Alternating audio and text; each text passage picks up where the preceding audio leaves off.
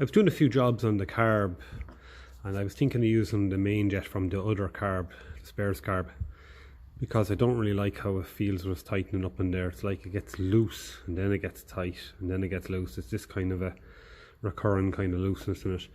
But I screwed out the main jet. I thought I had removed this when I was cleaning up the carb the first time. This is a 105 main jet. I think that's the right number for the TVO engine. And I was just doing a bit of cleaning on the back of there. This jet was actually fairly blocked, and there's a load of scum on the back of it there. There's a ring around it there at the moment.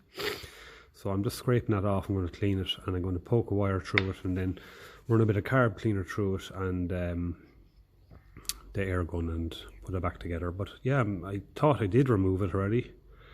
I didn't, and there was a lot of crud in there, a lot of dirt. And as I said, it was blocked, definitely fairly blocked when I held it up to the light.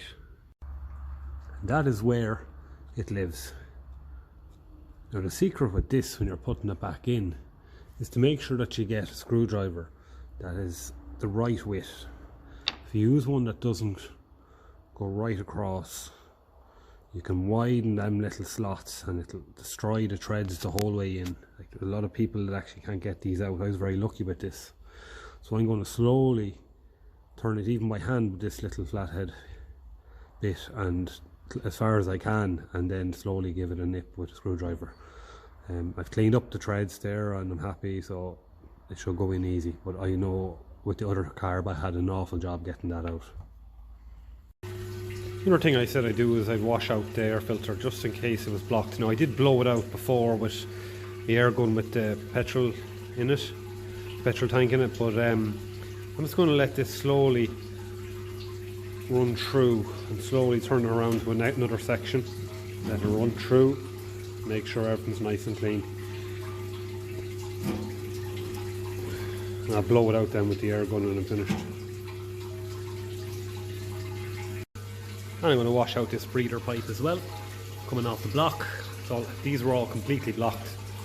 So now that I have this parts washer, I'm going to put it to use. Get all that dirty carbon and oil out of there. And I finally got my new air breather pipe on. Oil breather pipe, I should say, a crankcase breather pipe on. So just going to tighten it up down here, this banjo bolt now. The reason why I took off the carb today was I was sealing up this throttle shaft a bit better. I put an O-ring in behind it and a washer just to push everything up, and I sealed up this as well. I'm after putting again a bit of a doughty washer actually right in against the carb body. I'm just trying to eliminate air getting into the mixture. That's what I'm trying to do.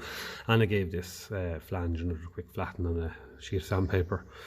It looked like it was flat, but no, it's only when I tried it again I realised it needed a bit more flattening.